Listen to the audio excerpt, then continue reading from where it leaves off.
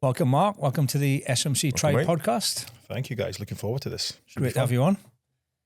People probably think we just invited mates along here just for a chat and that, but actually you obviously are a good mate, and a legitimate professional. Yeah. Well, it depends who you ask. Yeah, true. But you are legit, and actually you got that much stuff to cover. I don't even know if we're going to get this done in an hour or so, however long we go. I normally kind of start these, give a bit of an introduction, but I thought I'd just say a few words that sort of spring to mind when it comes to you. That'd be kind of nice. Obviously Scottish, Royal Marine. See if I get this all right now. Assault engineer. Yep. Sky, CNN, Associated Press, as you would know. A doctor, and you're actually the only doctor I know who's not a medical doctor, apart from Ross Geller. There you go, right? I'll take that one. Yeah, massive networking, big networker, education, master's, doctorate, kind of, which is pretty cool, being an engineer in the Marines. Yeah, and a great communicator, which is probably rare being Scottish as well. Carved out space in an industry that a lot of people find that come into the sector, leaving the services, really interesting, which is obviously the media industry. Yeah. Media part of the security industry. So we'll keep focused on that. And generally, obviously, you've lectured on the SRMC course a few times, but are mentioned in a lot of courses in positive ways. Don't worry. Well, that's good to know.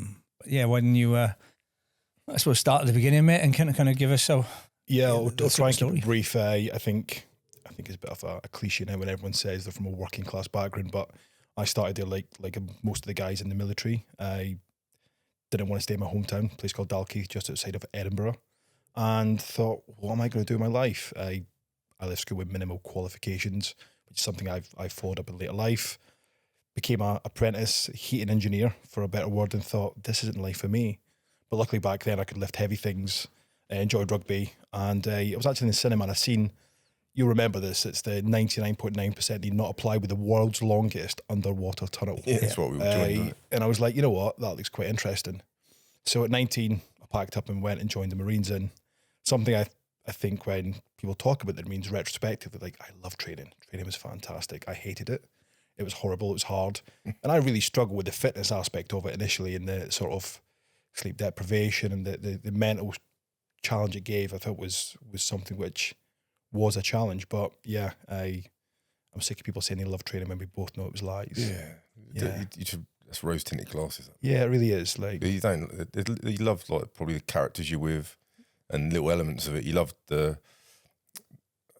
little milestones, I think. Yeah, and I think it's the people, right?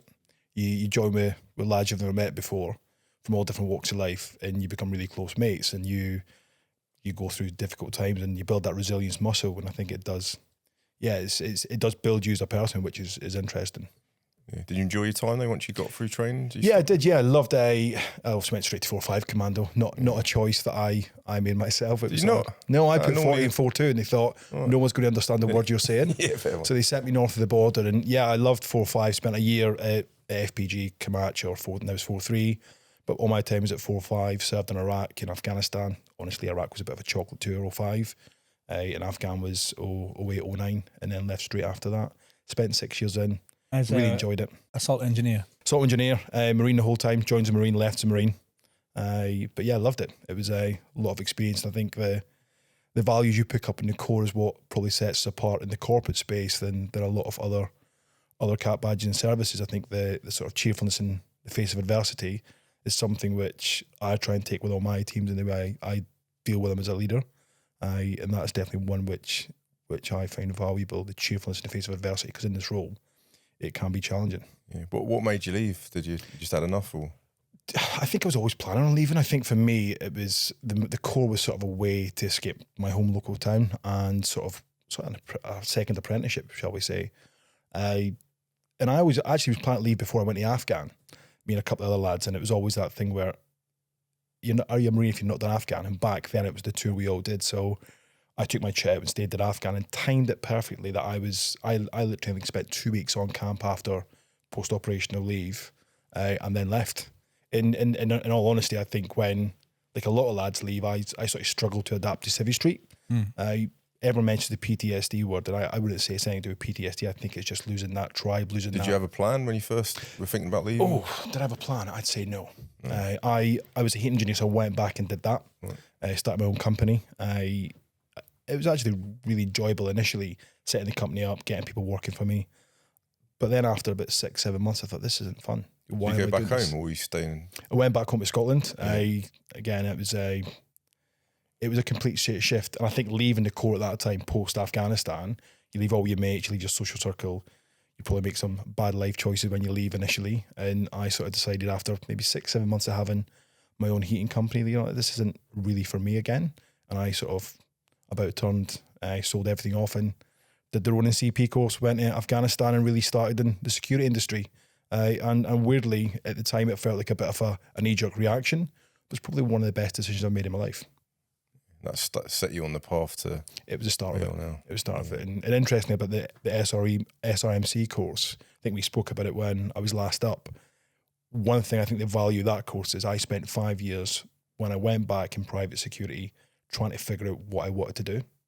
So I spent a number of times working for NGOs, an intelligence company based out of Dubai, fast-moving consumer goods, risk management companies, and you go around the bazaars and think, where do I fit into this? But gathering masses of experience doing it. Yeah, it was, and it was cool places, right? Back then, I think Afghanistan was an enjoyable place to work. It wasn't, the risk level's not what it was in sort of the sort of early days, but then in the later days when it got a little bit contention with the Taliban just before they came to power. So it wasn't a bad time to live and work in Afghanistan, where the risk was relatively low, the salary was great, the rotations weren't bad, and you got to work with different people. I think the first contract I was on in 2010 was a para contract. So everyone was on a para. It was me and 2 bootnecks on it.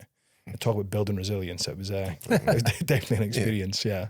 Good times, mate. So the transition from that, then obviously gain loads of experience there across, working with different sectors, but in, still in hostile environments and what you say, somewhat familiar territory.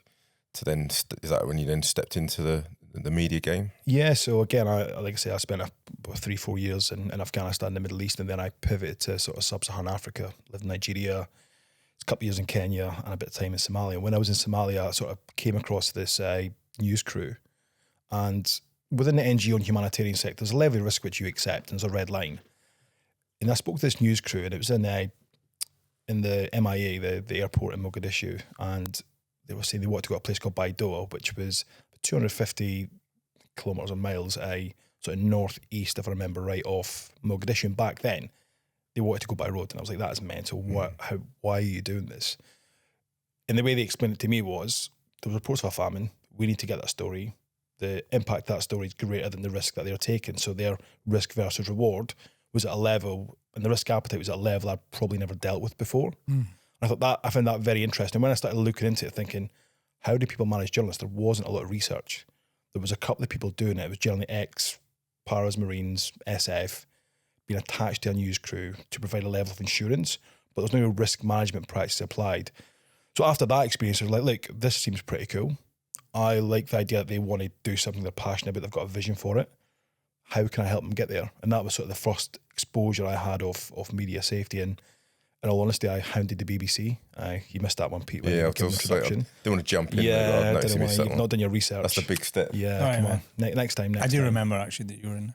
I've gone back to Somalia, there's not many people actually you come across who've worked commercially in Somalia. It's a pretty difficult place to work. Yeah, it was. I was only there for a few months. I actually closed the project down because of the security risks. They'd won a USAID project, and it was they underpriced what it would cost to keep the teams outside the MIA secure. So I was asked to go and do an assessment of it, and I spent, I think it was 6 weeks there in total. But it was challenging. Again, there was attacks every other day. It was a beautiful country, though. The beach in Mogadishu are great. We were living outside most of the time, outside the MIA, which made it a challenge to move around. But yeah, I think that environment is one which will always be fractured. And actually, I started doing my PhD on Somalia, on the African Union mission there. Okay. And then they lost funding. I thought, I'm wasting my time, so that's why I pivoted to media. Another reason why I pivoted to media. Interesting. And so what was the next move after that? What happened after that? So again, how did the BBC? I reached out every time they were hiring for the high risk team, which really is the foundation of media safety. Most people in senior level jobs, or previously most people in senior level jobs, went through the BBC. You finished draft. Is that right? Yeah, They're still really one of the bigger teams? It is. I think size-wise, it's one of the bigger teams in industry, and I think it really, again, I don't know, it's an apprenticeship again, but it was for a lot of people. They come from either straight from the military or the corporate sector, and you sort of get so much exposure to risk because of the brand, because of where they operate, and the support you get in that team is fantastic. So yeah, I managed to, I'd say, blag a job there. Chris Kemp, who's a good friend of mine now, interviewed me. What he didn't realise is I was in Kenya on the interview on Skype, and all the answers around the wall. So I knew all the answers to the questions, when other people who went for the interview, who I now know very well, never had that luxury. So you talk about blagging, it's about making the best of opportunity. Yeah. And Just been smart, that, mate. Yeah. Well, they may say it differently. Yeah. No, good. So how was that time for you at the BBC? It was good. Again, back then you had sort of I think it was the start of Yemen, you had Mosul, ISIS sort of moving through Iraq and Syria. And yeah, our job, there were sort of two teams at the BBC, the deployable teams, which were sort of the more on the ground, and some really great guys there, Kev Sis and Kev Sweeney, who really had the trust of the news crew. And we were in London, the London team, and we were there to sort of look at the risk management, make sure that the contingency plans were in place, do the risk assessment. But at the time when Chris Kemp led the team, it was sort of changing a bit. So you'd have the London team deploying on the ground for bigger tasks. So we spent a lot of time in Iraq covering Mosul, mainly when we had multiple teams, sort of 5, 6, 7 teams. You'd go there as IC and oversee the whole operation, which back then, I think people often forget about how tested Mosul was and how brutal it was with ISIS. And it really did challenge news crews and how we operate. And the reason people use the body armour today they use, level 4, is because of the risk that ISIS posed when they swept through and picked up all the US equipment and ammunition. Just for those that are listening, mate, how does it look? You obviously mentioned a bit about the deployment, your role on that, but what exactly would be your role and the role of the high-risk media teams in support of journalists out there? What sort of things would you be doing on the ground? Yeah, so the team on the ground, normally the media team, you've got obviously correspondent, a camera person and producer. In a place like Iraq, you'll have a local fixer, and depend on the risk level. Back then, you would normally put a high-risk advisor with the team, especially in Mosul. Our role as part of the high-risk team at the BBC was to coordinate all that, often deploy with the teams if need be, but to sit back and say, okay, where are all the teams on the ground? Are they communicating well? Where are the risks? Working with different stakeholders, both back in London but on the ground, just to oversee the whole operation and make sure that things were the way they should be. And obviously when things do go wrong, then you're there to sort of make sure that the communication, the crisis management stood up, and that communication link is there back with London. When the film is taking place, say it's more of a backwatch role, covering the... I think in the UK, I'd say it's a backwatch role for sort of media teams who are deploying to protest stuff. I think overseas it's more of an advisor capacity. So you advise them on, again, military tactics. You work with a team. You work with a team to try and get them what they need to do. Back before the sort of media safety thing became real ingrained in journalism, people would just deploy and be a backwatch and not really add any value. I think the value's come in the last sort of 7-8 years where people like me have worked with teams, and some other great guys in industry and women in industry, and it's to get the story. They want to get the journalists to get that story, but there may be 5 different ways of doing it. 2 are safe, 3 are not. It's to work with that team, understand what the objective is, and highlight what the mitigations are, highlight what the risk level is. I think I've said in my whole career 3 times to journalists. That doesn't mean to say I'm a yes man and allow them to do what they want, but you work with them so they get what they need, and they're aware of the risks, and the business is aware of the risks that they take when they deploy to these environments. Who's got the final say? Is it the journalist? No, I think it's the risk. It depends on the organisation, but normally it's the commission editor, the head of. They've got the final say because they own the risk, and if something goes wrong, they're ultimately accountable for that. But anyone in the team can say no. That's another value that the high-risk advisor brings to the team. He is the impartial person there and can pull it and at least have the conversation. Other organisations work differently, so sometimes the correspondent's a team leader, sometimes it's the high-risk advisor. It really depends on the organisation, but the risk will sit with the business because, as I've seen, when things go wrong, they're the ones who are brought into account and questioned about did they have the right level of duty care? Were the mitigations commensurate to the risks that they were taking? Did they have enough information? Was there contingency plans? So it's really piecing things together for the risk owner so they can have the best information to make the decision. Some tough conversations with journalists then. Yeah. On that. Sometimes, especially when you've got independents out there that are probably just moving pretty freely as they want and taking probably higher risks. Yeah, and I think the freelancer thing's at an interesting point where you're right, they work in silo, and often they will sell material to big news organisations, and they're often not following the same process because they are independent. But there is a duty of care for news organisations to buy that content, who use those freelancers to make sure that they are doing things which are in the right interest of the individual, not putting them at harm's way to make the risk easier for us as an organisation. Theoretically, yeah, and it always changes, right? It's one thing I spoke about in my thesis was the competitor risk pendulum. Everybody doesn't want to be the first person to go into a new conflict because of the risk level. But if your competitor moves in and suddenly takes a risk that you're not comfortable, watch that risk appetite change. Yeah, I bet. When you mentioned about saying no 3 times, are you allowed to talk about any of those? Anything you can mention why you say no? I think one that I never said no was when I was working at CNN. It was not a no; it was a no. Let's think about that again. Yeah. Is that a team wanted a female correspondent, female producer wanted to work with a local fixer in Afghanistan, 2018, I think it was. They wanted to go initially to Kandahar with the Taliban for 7 days. Now back then, it was not a smart move. We sort of looked at that plan. We worked with that team, and we came up with another solution, which was to allow them to embed with the Taliban in northern Afghanistan. I think it was a Ghazni province, which were more aligned with the Qataris who were in talks at the time, getting approval from the Qataris that they would be looked after. I think they spent 36 hours with the Taliban.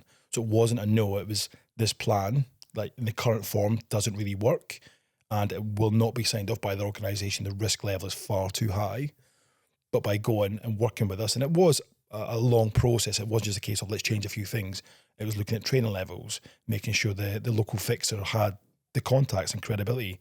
It was making sure we could communicate effectively, even when they were with the Taliban. It was understanding what their training levels were. Did they have medical training? Was the business content with the likelihood if something happened to them that we would have very little influence from a political level, but also would be relying on the Qatari Taliban to help us out in that situation. So while plans can sometimes seem absolutely mental, and sometimes they are, I think if you can actually break it down and work with a team, then you can get to a place where everyone's content. They get what you need. They get what they need. We are content from a risk perspective, and we're all fully aware of what risk we're accepting, depending on your role in the organisation. There's obviously a lot of, even though the level of sort of due diligence, risk management going on here is pretty comprehensive, there must be, there's obviously so many variables here you can't control in like sort of war zones, and it must take reporters must be, you know, I don't know if it's a different level of an individual really. Just do they understand the risk, or are they just sort of, I don't know, crazy, or is it all about the story? There's a few questions. If you were to ask me when I started in media, were they all crazy, I'd probably say yes. But I think there's a lot of synergies, I hate that word, a lot of similarities between those in the military and journalists, right? I think they've got very similar risk appetites. I would say a lot of journalists have got a lot more experience than the high-risk advisors that I've put on the ground with them before. Yeah. I think they get a bad rep, if I'm all in all honesty. Think about it, they have to take risks to get the story, but nobody really wants to die. I think there's an ego thing sometimes involved in a personality thing where people don't want to say no. But I can see that. I don't think they're crazy. Do they have quite a positive relationship with the media safety teams? Sometimes. Or is that still a challenge? It's a real challenge, I think, in all honesty. I think it depends on the advisor. It depends on the approach.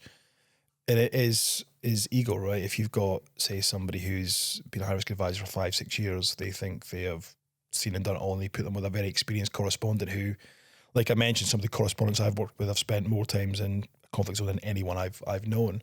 So I think it is a lot of personality led, and I think one of the skills which is often overlooked is the soft skills, to be able to influence, to have conversations with experienced journalists and say, I hear you, but what about this? And I think the influence is key. But there is a constant challenge because ultimately their job is to get to the story, to get break news, to bear witness and really get that to the world. At some points, that's a complete tangent to what we're trying to do to keep them safe. So I think there's a middle ground. The way I approach it is, my job is not to, I'm an advisor. I've got to get you there and I'm going to tell you what the risks are. And both you and the business are going to have to be comfortable with that risk and you guys make the decision. I think that approach works more. And like I say, that allows you, when you have to pull that no card, it will be heard because you're not always pushing against and fighting against the current. Do a lot of sort of reporters or journalists think they won't get killed because of who they are? Good question. I'd say no. I think most of them are aware of their mortality. I think in certain circumstances, like we all do, right, you get that sort of blue mist where you're so focused on the story. Excuse me. You're so focused on the story, you often make mistakes. Or if you've been deployed for a long period of time, you may make mistakes. I mean, by being press or... Oh, yeah, sorry. Yeah. I think... Sorry, would repeat the question? So if, by being press, do they sort of believe they're sort of, well, the enemy are going to... we're independent. Yeah, I think pre-2012, yeah. I think, but before the Arab Spring, actually, 2011, journalists actually had a relative safe passage. They interviewed Osama bin Laden. They'd be seen as independent because organisations and terrorist groups wanted to use media to get their message out. So they were given a free ride. And that sort of changed when James Pauly and John Cantil were sort of taken in Syria. That was sort of the start of it, post-Arab Spring. And since then, they have been targeted. I think in Mosul, case in point, snipers would target journalists by spotting the blue press vest, which used to be the key distinguisher between them and military. Back in before Iraq and sort of the rise and fall of ISIS, one of the key mitigations for the media crew was you will wear blue vests. You will not wear military fatigues. If you're embedded, you will differentiate yourself. That had to change because they are now targeted, and we've seen it since then with all the current conflicts, like the Middle East. Journalists have been targeting Gaza. So I think they are no longer, from a physical perspective, that doesn't afford them the protection it once did. I think the other thing is they're also being targeted from a digital perspective now. The sources that they have, the stories they cover, if they're doing an investigative piece on a government, everything's in their phones. So I think the physical attacks on journalists have increased, as we've seen. I think 124 people killed in the last year, majority in Gaza, obviously. But then from a cyber perspective, a digital perspective, it really are being targeted more than ever before. I suppose you can have obviously different news agencies will be seen as siding differently as well, which may play a factor in it, I suppose. Yeah, I think it does. I think depending on what, again, I'll come back to that. Yeah, where they sort of sit in sort of left or right, or which side of the conflict they sit on if they were captured or. Yeah, I think depending where your host nation country is. So, for example, if an American was captured once Gaza opens back up in Gaza, they would have a very different experience from someone from the Middle East. But that's probably been the case for a long time. If you look back to the Falklands, the British press were attached to the military then, and if they were captured with Argentinians, I'm sure they'll have a very difficult time. But I do think the polarisation of media is a challenge. I think it is, and even the ability to protect your journalists from saying anything is becoming more. And I think online abuse, no matter what you say, you're going to be targeted from the left or from the right, and people want a clear narrative, and that clear narrative isn't always there. What I obviously know the figures of the deaths in the NGO space are pretty dramatic. What are the sort of figures, which I generally don't know, what's the sort of figures of mobility or mortality in this sort of space? Yeah, so the Committee to Protect Journalists, they've done reports every year since 1992. This year has been the worst since that record, and the majority of that is because of the Gaza conflict, where I think there's something like 70 journalists killed in Gaza alone. Normally journalists, everyone thinks the foreign correspondent flying in, covering a conflict is at risk. The vast majority, I think it's about 93%, are local journalists. And it's not covering war, it's things like covering investigations against their own governments. It's road traffic collisions on the way to a story. It's not necessarily bombs and bullets, but in recent years, because of the conflicts in Ukraine and the Middle East, that really has seen an exponential rise in the the journalists who have been killed or injured, covering and doing their job. So you did your sort of 2-year draft at the BBC. Yep. What was next? Did they come looking for you? Or? I wouldn't say they came looking for me, but the next role was sort of Director of Security at CNN, which was... That's a pretty big brand. Well, it was, yeah, especially back then, right? I think it's the first era of Trump. You all network pretty well anyway in that sector. Yeah, I think it's a very small cohort of individuals who work in this space, or it was back then. So when a role comes up, it was pretty much the BBC was the sort of windmill to get people in the industry. So when roles did come up, they normally approach people from the BBC, got a tap on the shoulder saying, this job's coming up, would you be interested? I think the thing with CNN was personality driven. Right. Is whether you can work with the leadership, whether you can work with the journalists, and if you can articulate risk. And I think that's where I was actually not too bad. And you just swap all the jobs around the way. You just swap every 2 years. Just give them to your mates. No, right, Warner Brothers, I'm ready. Weirdly, I think the industry came on leaps and bounds in the last 8 years. From when I started, it felt like the big jobs were not really led by people who understood media, more from a corporate perspective. But I like the sort of bottom-up approach. But then, from a leadership perspective, you've done the job yourself, so you get that tacit knowledge. So when you're advising the newsroom on what they should and shouldn't do, you're doing it from a perspective of knowledge and not a perspective of just risk mitigation. The role quite similar at CNN, or more? I think it wasn't as rigid. I think the BBC, being a sort of quasi-government organisation, was very process-driven, very rigid, clear risk structures. I think at CNN was the opportunity for me to go in there and sort of build something. And I was only at CNN, a year, but I think I made quite a lot of progress on just structuring things a little bit better and making the process of deploying quicker and aligning sort of with the business objectives and making sure they could get to the ground quickly. So that was making sure people were trained on time, making sure it was a simple risk process. There was Overwatch, so when a team is in APAC covering the Hong Kong protests, someone would be watching them in London or in another part of the world to make sure that any changes were communicated effectively to allow the business to say, are we happy with what they're doing? But again, in a very short period of time at CNN, I laid the foundations, and the chap who came in after me has really levelled it up and really built it to something, probably one of the best high-risk teams in the industry now, CNN. Yeah.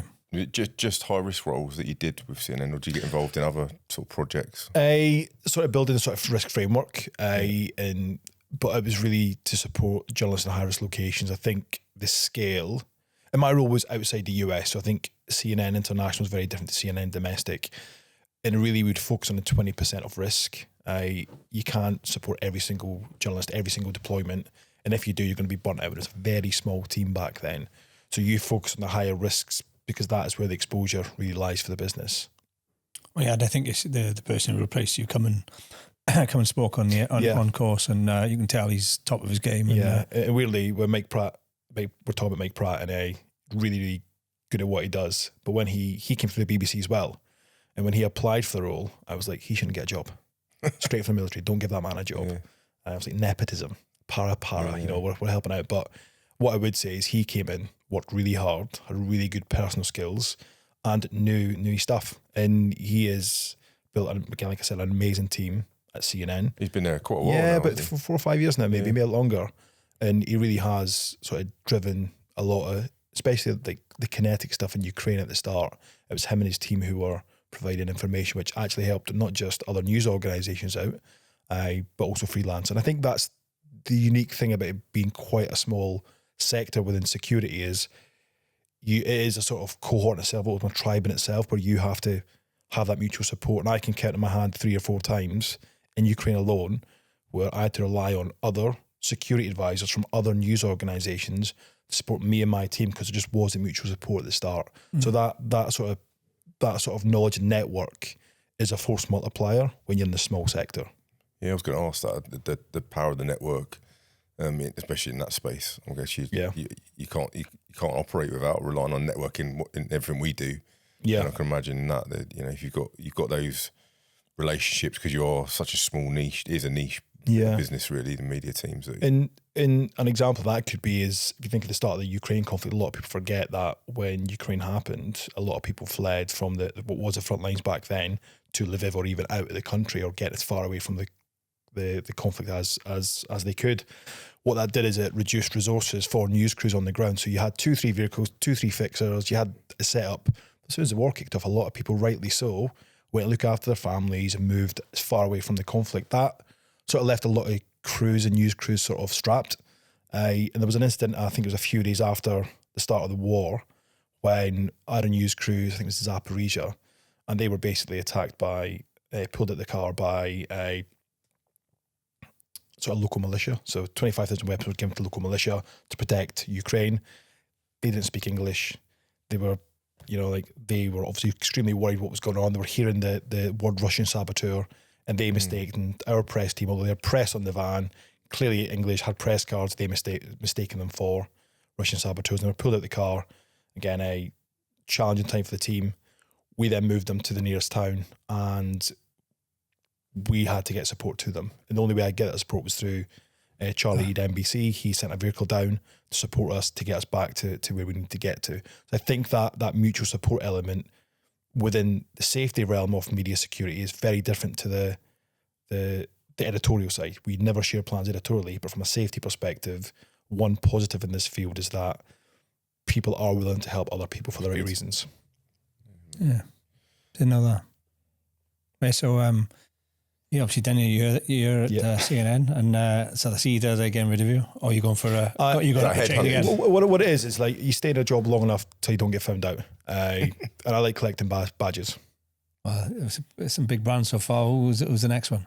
So I took a bit of a pivot. Obviously I was studying media, really enjoyed CNN, and the opportunity to sort of join a large entertainment organisation came about, and it was not really my sort of field of expertise. I think this is one of the key lessons I think I've learned in my career was I sort of followed the money. I followed the glitz. I followed the opportunity in the blank bit of paper to create something new, and there was no real sort of definition of what they wanted me to do. And it was fun. I think the honeymoon period was fantastic. I moved to Amsterdam, which is a beautiful part. And then, like every great story, there was a bit of a twist. COVID happened. So very, very quickly, which was working with a great team, building a great team, and then for this pandemic to hit when I was in a new country during lockdown was a real challenge. And I think from a work perspective, I was then given responsibility to chair the sort of COVID task force, which again responsible for hundreds of $millions of production, studios, staff, and to make decisions or to guide decisions to help decide what was the best thing for the business. So I think there's two camps. There's people in COVID who learned to make banana bread, and those are people who actually got beasted at work. And I think I was definitely in the latter camp. I made good bread. I can imagine you making good bread. I can see that. I can definitely. Yeah. Maybe not. You make a cup of tea, mate? Well, no. He needs to get better at that, doesn't he? The sort of the key learning about that was during COVID. You're in that sort of high stress environment, and because I wasn't really in the corporate realm before this, I was dealing with things I had no experience of, and you were sort of winging it in a way. Were you working from home at that point, or in and out of the office still? Working from home in Amsterdam again. So without giving obviously the brand away, I think it's the largest cinema house in the world that doesn't own a cinema. It's one of them, yeah. It's definitely one of them. And like I say, it was a great company to work for. Really enjoyed it, gave me exposure, but I was working like in studio spaces, trying to figure out how to manage them. Corporate security, I had no idea about corporate security at that time. And the role, if I'm being perfectly honest, was probably a little bit too big for me at that time. I think I took a little bit of a bite, an imposter syndrome. You working some big hours, I think. It was like crazy hours. Yeah, so you had to do calls in APAC and then all the way through to LA time. So it was it was a lot to take on. But also that company is still is expanding at rapid pace at that time. Isn't it? Yeah, and that was the exciting part, right? The reason I took that role was it was hyper growth in the way they were growing, expanding in a very short period of time. The chap who I worked for was great. He was like, look, you can build whatever you want, just make it work. And we had a really good team, which some people were on your course a few weeks ago. But then when COVID happened, the stress, the long hours, the imposter syndrome, confidence was knocked a little bit. And then we had a change in leadership within the team. So the person I went to work for was no longer there. Yeah. The person who came in, I never really aligned with their values. I'm not a big fan of security theatre. There needs to be an output or an impact on everything you do. And I felt the ethos of the team that I joined, the freedom and responsibility you were given to do your job was sort of taken away. Big culture change. Huge culture change. And I just couldn't get my head around it. And I just couldn't work with this individual. So I decided to take a massive slice of humble pie and come back to London. But I thought at that point, I'm not going to just do what a lot of people advised me to do, which was, you're the regional security manager for a huge entertainment organisation. Loads of other corporate organisations will want you. I thought, I went through this experience, which I wasn't following my passion. I wasn't doing something I was an SME in. There was no real enjoyment in the job apart from the small part of that industry which I enjoyed, which was the production side. So I thought, what can you do next? And I decided to make a shift back to journalism safety. Was given a great opportunity with Sky News. They gave me a lot of trust and said that we want you to come and look at this, understand the culture and build something from scratch. The challenge with that was I took a 50% salary reduction, and my Gucci job title went from, again, regional security manager to, I think it was initial high risk advisor, security advisor, which is a massive step down. And Still, at that point, still decent though. The financial rewards are pretty good in yeah, your game. Is that right? it was nowhere near. I think it's like when you sit in a business class flight, you don't want to go back to coach. Yeah. So it was a big shock to the system, and it was, I think, from a personal level, it was realizing that you're not invincible. Don't believe your own hype, and trust your own instincts. Right? If your core values are not there, then get off the train quickly. Right? Get off the train quickly. There's opportunity elsewhere, and looking back in retrospect, I think the move to Sky News was one of the best decisions in my life. It was definitely the most fun job I had. In the 2 and a bit years I was there, I did some amazing stuff, worked with some amazing people. And yeah, it was the most fun I think I've had in a job. And all of a sudden the money didn't matter. And over time, I was very fortunate to give the trust and build the team and really sort of change the culture within Sky News for the better. Any, I take you deploying regular with... Yeah. 2 days after I joined. So I joined, I think it was the 2nd of September, the 1st of September. And on the 3rd, I was on a plane to Qatar and then on a plane to Pakistan with again, a great correspondent, one of the best ones I've worked with, Alex Crawford, producer Chris Cunningham, and Richie Mockler, ex-Bootneck, who's a great cameraman. And we were sort of tasked with trying to get into Afghanistan post the fall of the Taliban, post the fall of the coalition and the rise of the Taliban. So we ended up crossing the border. I think it was the 4th or 5th of September as the first broadcast media crew into Afghanistan under the Taliban regime. It was quite daunting having been ex-military and fought in Afghanistan to then be told you're going into Afghanistan. And Richie, again, ex-Bootneck, very similar, was like, what are we going to expect? Yeah. We had no idea what to expect, but we'd sort of weighed it up and we'd had permissions to go there. And we crossed the Torkham border after about 8 hours trying to get in. We got across and we met with this big guy. He was about 6'5", and he looked like basically an Afghan Borat. And he just put his hands up, welcome to Afghanistan. And from then it was actually a brilliant experience. We had pretty much free passage and movement. There was a few issues with, the permissions, to be stuck at checkpoints and risks of Taliban not speaking to one another. But in general, it was relatively safe and a very interesting time to be there. They'd won. They were riding around Kabul like they were the victors.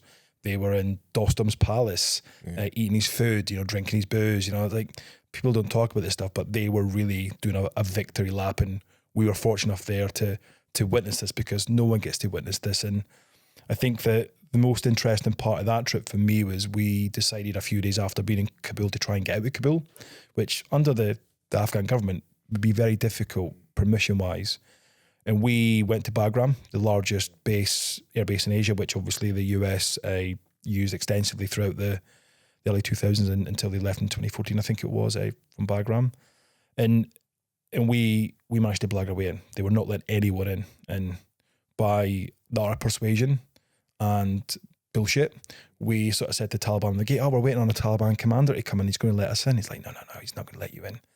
So I had about 30 minutes just talking to them and trying to get them on side. A car full of Taliban commanders came in, and we just said, it's our group. So let us go on the base. And it was just blagged it all the way in. They sort of went left, we went right, and just went driving around ourselves in this huge, huge base. And it was a moment of luck where we came across what looked like the prison system. And again, we let the correspondent and cameraman just do their thing. And Chris, the producer, and myself went for a bit of a rummage. So we started walking around and having a look around, and we realised what we came across. We came across what was the high risk prison in Bagram, and we came across some cool stuff. Like I say cool stuff's not the right word, but we came across some very, very interesting artifacts. Loads of orange boiler suits, medicine balls, riot gear. The pads that they give police officers when dogs attack them. A whole shake on full of that stuff. And we kept on uncovering more and more stuff in Bagram prison. Like this has never been seen before. It really was one of those moments you're sort of pinching yourself in. What were the munitions? No munition. We found a lot of documents, a lot of military gear, but no ammunition. A lot of vehicles, American vehicles, but they'd left, and the Americans had given over this prison. I think it was in 2014 to the Afghans. So while it was set up by the Americans, the Afghans were managing it. The funny thing was that we're walking down, again pushing the boundary a little bit too far, if I'm honest, and we started walking down what's the H block kind of prisons. And we're just walking down, and suddenly we see a group of Taliban armed up to the teeth. How did you deal with this, like, unquestioned and understood? Well, it was to be honest, we had documentation saying we could be there, but because we blagged away, we had no idea what to expect. So straight away they start shouting, "I don't speak Farsi," and I was like, standard thing, hands open, "Salam alaikum," a very Scottish accent. It doesn't really sound the same as it should. So we approached them. I said to the cameraman, "Just keep moving back, nice and slowly." And as these I think it was 6 or 7 Taliban men came towards us, very aggressive. I was like, "Oh, I've bitten off a bit more than I can chew." Until one of them opened his mouth, and he's from Birmingham.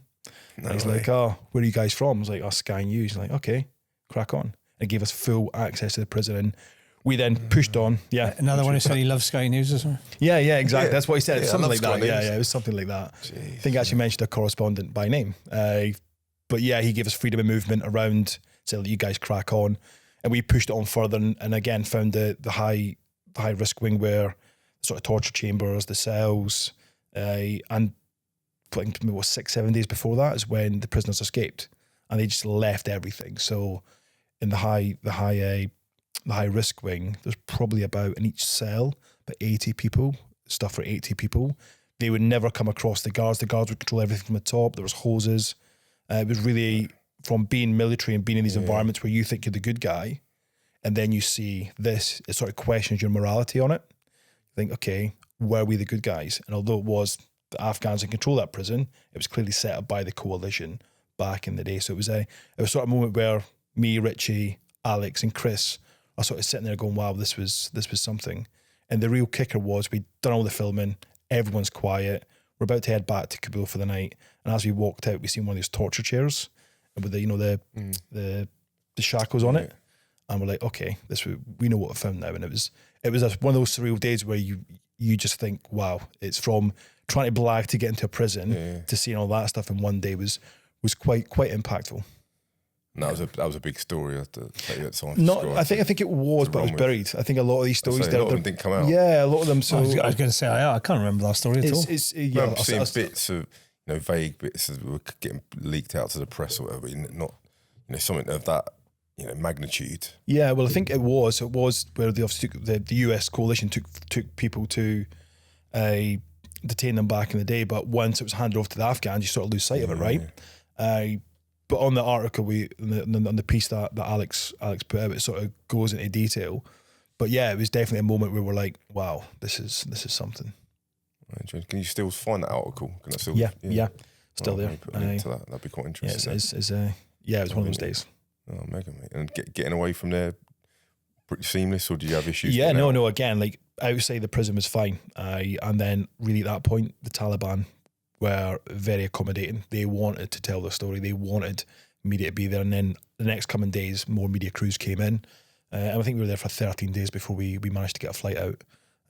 Obviously, the challenge at that point was all the Afghans trying to escape and get out of the country, because when the Taliban took over, they stopped people leaving. Yeah. So one of the biggest contentious periods was when we were recording outside the Serena Hotel, and it was just pandemonium. And there was no real risk, right? Because the Taliban were the one who was attacking the government when it was in. So when the risk was relatively low, it was just the civil unrest. It was the fear in the local population, not knowing what was coming next. And And then we went back 3 or 4 times after that to see the aftermath of the Taliban. So yeah, it's an interesting time to be there, having served. What was the last time you went there? When was the last time I was there? Probably, I think it was just before Ukraine. It was January 2021, 22. The January, I think Ukraine happened on 24th of February. So it was the January before there. We went and did a piece in Western Afghanistan. There was an earthquake, and we went and did some stuff in Herat and went to Baghdis. Spent sort of the aftermath of the reduction in aid in Afghanistan. Obviously, the cold weather, and basically it was a lot of death and sadness, which was a fun trip to then come back and go to Ukraine after that. Day-to-day life, sort of. Sorry, day-to-day life of people. Very challenging. Obviously, the Taliban had all assets frozen. Afghan money was frozen, and aid was especially now restricted. they got rid of so much aid now. Yeah, even now, right? So back then it was devastating, and I'd hate to imagine what Afghanistan is like today, especially with the recent with the US aid cuts. Yeah, and I think some 75% of the country relied on aid, overseas aid, to survive, and that was back before the Taliban took over. So yeah, it's not looking good for anyone who relies on US aid or overseas funding over the next few years. So you still deploy a lot, mate, in your role now? No, so I left Sky after 2 years and went to work for the Associated Press as sort of a very different role where, and at Sky I sort of moved away from the deployment. The reason I deployed heavily in the first half was just to understand the culture of the organisation. So whatever I built from a risk management perspective fitted the model of the business. A lot of people come in and say, I've got a clear framework for how we should do risk management without really understanding how the organisation functions. So my boss at the time and his boss were said, look, we're happy for you to implement something, but make it fit what we do. So after about, 6-7 months, and after the first 2-3 months of Ukraine, I took a back step and sort of built a team there and developed what is sort of the high risk framework that they work to now, which is I believe still used. And obviously James, who you guys know, has went in there again and done really well. What I do is I set the foundations and bring in far better people than me to come and drive it forward. On the course recently, top of his game. Good guy. Maybe before we get onto your role at AP and what that is, obviously during that time, I assume that's when you're doing your doctorate and everything else. You can't miss talking about that. Yeah. So it's sometimes quite surreal to think I'm sitting here and I've got a doctorate. Doctor, sorry, we should address you Apologies, as Dr. Grant. Doctor. Yeah, please Dr. Grant. No, it's quite embarrassing. But yeah, I think it's quite a surreal moment because I started just not thinking I would ever pass it. I thought I was going to look great at my CV, and actually it was. I'm studying to be doing a professional doctorate in risk management. Great when you go for job interviews, but again, that's the joke we used to make to you, didn't it? It was great, and it's probably not far from the truth, Pete. But what I found was COVID did have its benefits, so it allowed me time to actually do the research and spend a lot of time writing. I think the sort of joke I tell people is, if you want to get a doctorate, pick a subject that no one else knows about. And like I've said earlier, media safety wasn't a thing. If you Google risk management frameworks for NGOs and humanitarians, you'll get thousands. GISF do great work on this. You look at media, there was none. I think I did the first deep study into risk management within journalism. Is it 6 years it takes? It took me 5.5, 6 years, I think it took. Because there's no guarantee you pass either, is there? Definitely not, no. So there's not a lot of theses and journals for them to... No, there was nothing. So what I had to do is I had to sort of leverage on journalism. And there's sort of snippets from like Simon Cottle, Richard Sambrook, some other former journalists who have went into academia and pulled their work and actually used that as my foundation. But part of my literature review is there is no literature. So you had to look at risk from a journalist perspective. See, it's always a way. But there was no sort of framework, sort of self-led, self-taught. I had a really good tutor who was told he gets a problem children. And he was about 80 years old, and he was sort of making me do it in bite size, because it's a big project. 75,000 words is huge, and when you think how you're going to do that, it's really hard to sort of break it down. And he was really good. He's like, look, all you have to do is write a number of chapters on stuff that you enjoy writing about and that you have studied. I was like, that makes it sound harder than I thought. But yeah, COVID was really good because it gave me the space, the brain space to. And when I left my role and sort of went to Sky, it was back into the field I was studying. So I finished in 2022. I got the doctorate, and it's definitely awesome. To do that, mate, when you're in where you're in a career, you're going to be top of your game, working for massive brands, to do that alongside it and to have your head in two different places. I know you're doing a similar subject, but you've still got to dedicate X amount of hours. I started my master's years ago and I didn't get past the login. And, didn't register probably. It was just... like your thesis now is out there. So I'm just, you've done a bit of research into a space where there wasn't much. So a lot of people were going to see you on like smart move in a lot of ways. So people are going to be going to that going, oh, here's a 75,000 word thesis on the subject. I think the only people that read it's my mum. Yeah. I think that's probably the great thing about it. We need a doorstop, mate, if you want to say well, yeah, it's thick. It'll definitely hold that door open. But yeah, it was. I think for me, it was a start point. And I think one of the key findings was the fact that non-traditional journalists, which is freelancers, do not get the same support as those journalists who are staffers within organisations, although a lot of organisations use freelancers extensively. And that's something I'm really going to start focusing on now. I've got a bit more brain space to try and do more research in that, because without people looking at these key themes that I've started, then how is the industry going to improve? How are you going to get better frameworks? How are you going to learn lessons? So I think the more people who take up academia within high-risk environments, whether it be humanitarians or emerging stuff like non-traditional journalists, and other sectors, it's really going to be challenging to sort of move the needle. What was the title, mate? Yeah, it was long. Let me see if I remember it. It was Reporting Safely, an assessment of risk management strategies applied by international news organisations from 2009 to 2019. Yeah, so if anyone that's 5,000 words right there. Yeah. That sounds legit. Yeah, it does, right? Yeah. If only had ChatGPT back then. Oh, mate, yeah. So I know you probably couldn't talk. Probably can't really talk about what you do now. You're in a current role, but pretty good for the audience to just only because I've been looking into it recently. What is Associated Press? So. Yeah, so I'm now the Vice President of Global Safety, Risk and Resilience for the AP, as people know at the Associated Press.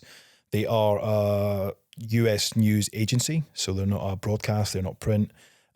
We basically previously were a business-to-business model where we support media houses around the world, no agenda, so we sell our material, whether it be photography, video journalism, or text reporting to other entities, and that's our business, or was our business model. We're now you see more of the AP now with being more B2C, as in to direct to the consumer.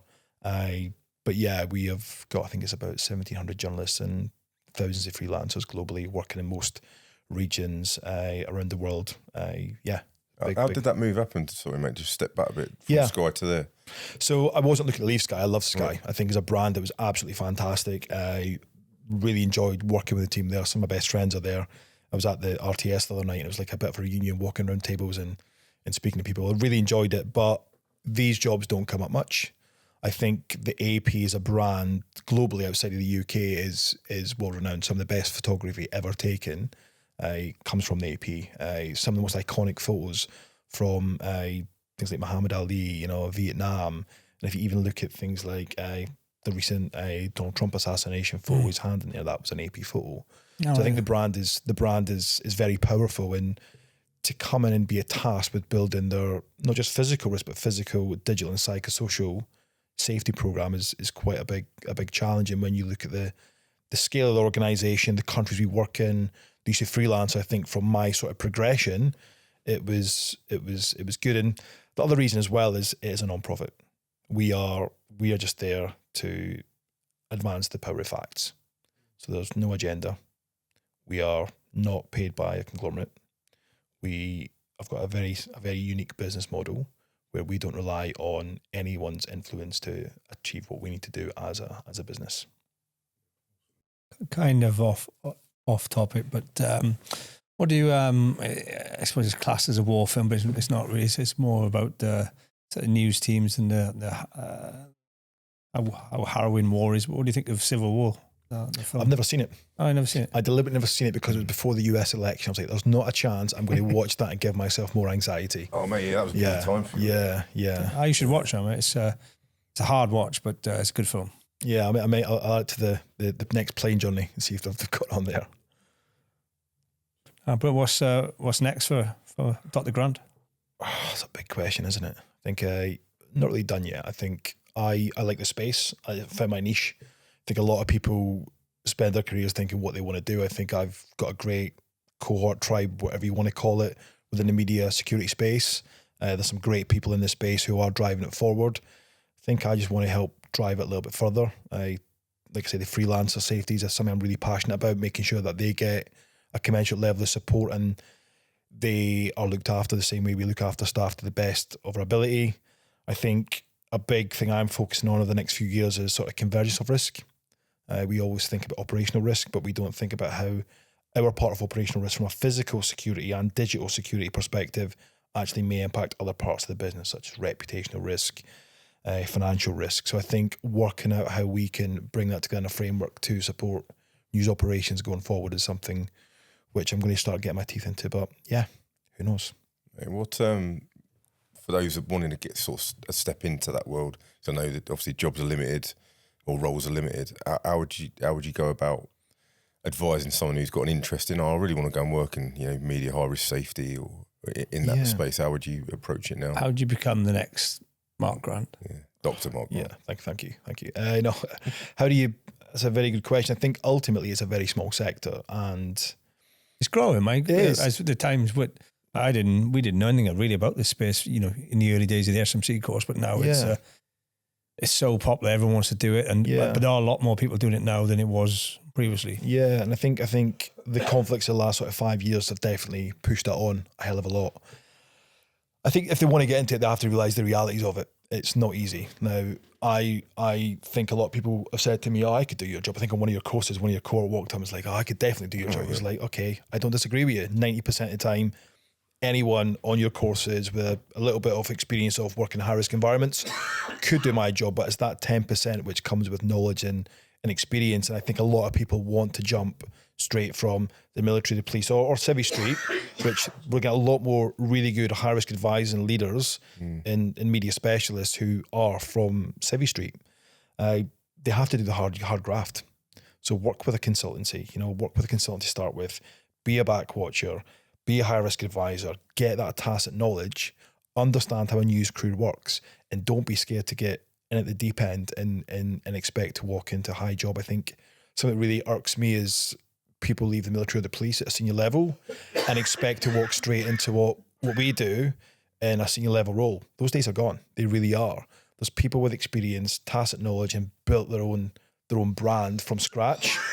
I think people just need to realise that you're going to come in at a level and you're going to have to learn the hard way.